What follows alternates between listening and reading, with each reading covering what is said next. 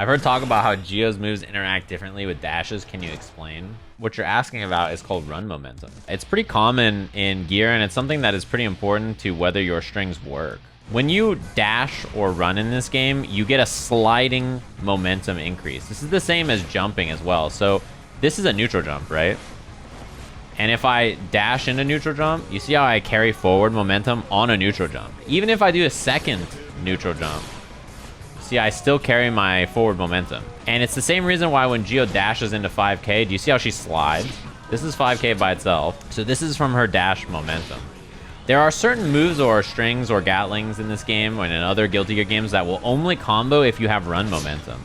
And what that means is because your character is sliding forward, you remain closer to them for longer. So you can get combos that normally, you know, your character would be pushed away and things wouldn't work. Her 5S is this like multi-kick, you know, move, right? Dashing into it is quite good because as you can see, she slides all the way over. See that? So even if the first part misses, the ending of it will hit. Right? So it gives her access to things like that, which are really nice. And I mean, Soul can do the same thing. Let's say you're doing this. You see how this doesn't combo? If Soul is running, he's point blank. You see that? He's right next to you, even though he starts from further away. He has the run momentum of the, what's it called? And he still carries his momentum forward. You can do this with, like, special moves, too. So, for instance, running Gunflame. You see how Soul slides past the Gunflame a little bit?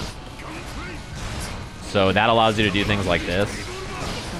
Yeah, he slid even more, honestly, in older games. Like, he slid even further than this, but the reason that Gio seems like she has it affected more is that she just has a dash. This is why I think her ground game is really strong. The first time I saw this character, I was talking about how good her ground game was because she can control space so fast by doing that. Like, you look at her normals and you're like, how is this character able to play footsies? Like, her normals don't go anywhere, right? And then immediately, she has really fast threads from half screen away that make her ground game really scary. So Leo doesn't have a run. He has like a regular grounded dash. So this is his like slash, right?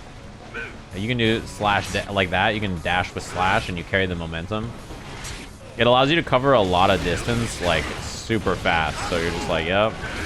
You can also FD cancel. That's another good point, yeah, about FD breaking. You see people do this a lot, right? So instead of like running and then trying to block, you see how there's like a slide at the end of this? Because he's got all that sliding momentum, right? So it's like hard for him to like get into a spot. But if you use faultless defense, you can just dash break, right? So you can stop much faster and be more precise with your movement. You see that? So if you're ever like in a position where you want to like dash up like that, Leo's trying to challenge the run up in the same way. See that? This allows you to be a little bit craftier with your movement and position yourself in a better place to stop, you know, the opponent from checking you for free.